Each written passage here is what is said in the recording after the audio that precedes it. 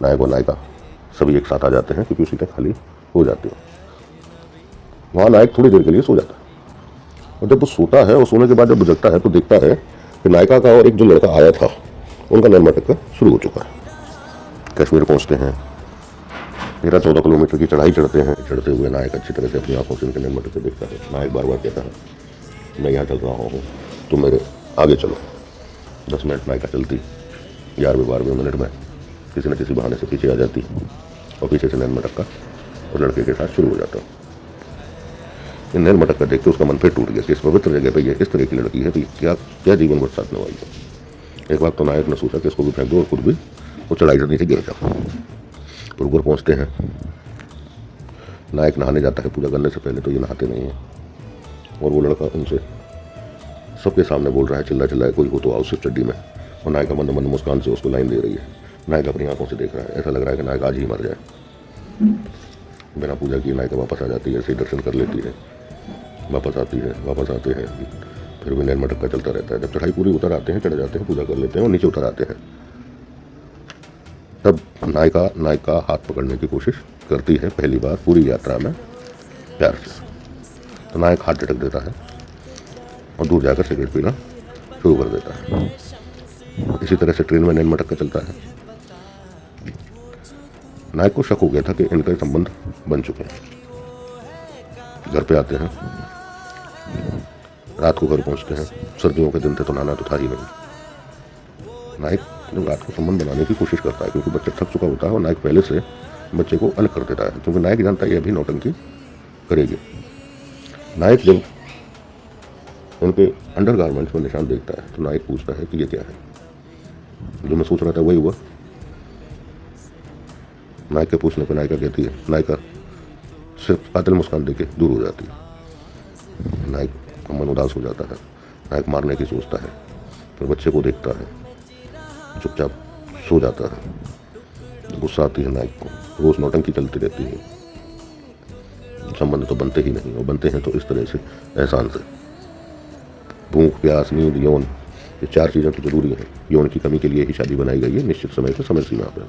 भूख, प्यास, नींद बच्चा छोटा होता है तब से शुरू होती है, कोई भी इंसान जो सांस लेता है। लेकिन यौन की एक उम्र होती है तो उस उम्र को पूरा करने के लिए शादी बनाई गई है। ये काम सिर्फ इसलिए करेंगे, परिवार बनाना तो बाद की बात है। लेकिन वो नायक को नहीं मिलता है। नायक फैक्ट्री जाता है, बाजार में घूमता है, घर पे आके उल्टा सीधा सुनता है, तिरस्कार सहता है, लेकिन बच्चा के प्यार करता है। नायक बच्चे को भी करता है, बच्चा भी नायक को करता है। अब मकान मालिक का एक लड़का जो संजू, एक ही लड़का था उनका जो बाहर था, वो आ गया। उनकी 2 लड़कियां भी थी। लड़का आ गया, कभी कभी बहू भी आ जाती। अब नायक देखता है कि नायिका के नैन मटक्का उस मकान मालिक के लड़के के साथ शुरू हो जाता है और ठीक उसी तरह से होता है जैसा कि नायक के छोटे भाई के साथ बेशर्मी से कर रहे थे। चलते चलते एक समय के बाद नायक सोचता है अब इसका क्या इलाज है। गेट को बंद करके अंदर से ताला लगाया जाए और उसकी चाबी नायक एक मजबूत धागा जिसको अपन ताबीज बांधते हैं गले में, उस धागे से वो गले में, कमर में बांधता था। क्योंकि अभी मारना पीटना बच्चे की बर्बादी है, अभी छोड़ना भी बच्चे की बर्बादी है, और वो बांध लेता है। लेकिन ये इतनी बेशर्म थी नायिका, शायद ही कोई होगा, क्यों नहीं होगा। अब यहाँ थोड़ा हम परिवार का डिस्कशन कर लेते हैं। हम बात करते हैं नायिका के पिताजी। नायिका के पिताजी पहले नायक के यहाँ नौकरी करते थे, उसके बाद वो कहीं आर्मी में लग गए। वहाँ उनकी किसी से शादी हुई, निर्मला देवी से। घर आ गए दोनों नौकरी छोड़ के। अब एक लड़की थी मीरा, आटा पिसाने आती थी। ये लोग चक्की पे बैठे रहते थे, लड़कियाँ देखते थे। मीरा ने इनको फंसा लिया तो ये मीरा को लेके घर पे आ गए। अब कोई भी आदमी दूसरी औरत लेके आएगा तो पहली औरत बीवी है तो या तो साथ नहीं रहेगी या अहिंसा होगी। तो वो चुपचाप अपने घर से कह सुन के चली गई और आगरा में किसी मंदिर पर, बिंदु कटरा में कोई गायत्री जी का मंदिर है, वहाँ पर सेवा करते हैं। अब तो ये देखा जाए तो ये शादी नहीं हुई तो ये रखेल हो गए। नायिका की मौसी गुड्डी 1.5 से 2 महीने के लिए किसी चमार के साथ भाग गई थी, बाद में फिर किसी और के साथ शादी हो गई। नायका के माँ के 3 भाई थे। रामकिशोर बीच वाले थे, वो एक लड़की को भगा के लाए मुंबई से। उसका मन छोटे वाले पे लगा जय किशोर पे, तो उसने रामकिशोर को भगा दिया। सेम यही नौटंकी। फिर जय किशोर के साथ रहने लगी, एक बच्चा उससे भी हुआ, एक रामकिशोर से था। फिर बाद में पता चला कि रामसिया भी घर पे आता था, तो एक लड़का रामसिया था। अभी नायका के पास में एक लड़की किरण रहती थी, जिसके ये सिद्धांत था कि कोई लड़का रह ना जाए जो मुझे ना देखे। नायका ने नायक को ये भी बताया था कि एक सचिन था जिससे उन्होंने प्यार का नाटक किया था। बाद में सचिन की आंखों में आंसू आ गए थे और नायका चुपचाप अपने घर पे आ गई थी। किसी के दिल और दिमाग से खेलना इनके लिए बहुत छोटी बात है। जब नस्ल खराब हो तो परिवार तो खराब होते ही। लेकिन एक दिन इनकी बेशर्मी इतनी बढ़ गई, लड़ाई इतनी बढ़ गई, नायक जब रात को सो गया तो उन्होंने रात को चाबी काटी, गेट खोला और मकान मालिक के लड़के के पास चले गए। प्लानिंग इतनी तगड़ी थी कि मकान मालिक ने तो जो लड़का था उसने सबको गाँव भेज दिया था। उस दिन वो अकेला था। रात के 2 बजे उन्होंने क्या नहीं किया होगा। सुबह नायक क्या करता, मारता तो था ही नहीं, प्यार करता था। चिल्ला चिल्लू के रह गया। मन इतना टूट चुका था कि जिसकी कोई हद नहीं।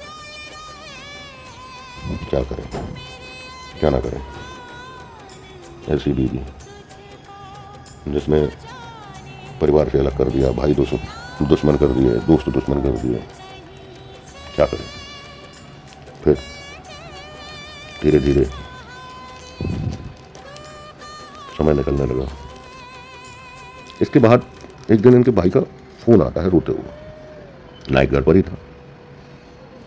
उसने नायका को बोला, दीदी मुझे कई लोगों ने कमरे में बंद करके मारा, मुझे नहीं रहना यहाँ। तो नायक बाबू को जाता है, कह देता है यहीं आ जाओ। अब नायक बगल वाला भी कमरा ले लेता है जिसमें नायका का भाई रहता है, और नायिका के भाई को एक गाड़ी ऑटो चलाने के लिए उसकी सहमति से श्रीवास्तव जी से 30,000 रुपये उधार लेके बाकी 40,000 रुपये और फिर 7-8 हज़ार रुपये उसकी रिपेयरिंग में कोई पुरानी गाड़ी ऑटो दिलवा देता है। और इस तरह से कहानी चलती रहती है। इसमें ये हमारे बहुत इंपॉर्टेंट किरदार हैं श्रीवास्तव, सुरेश प्रसाद श्रीवास्तव, 305 मॉडल टाउन जयपुर।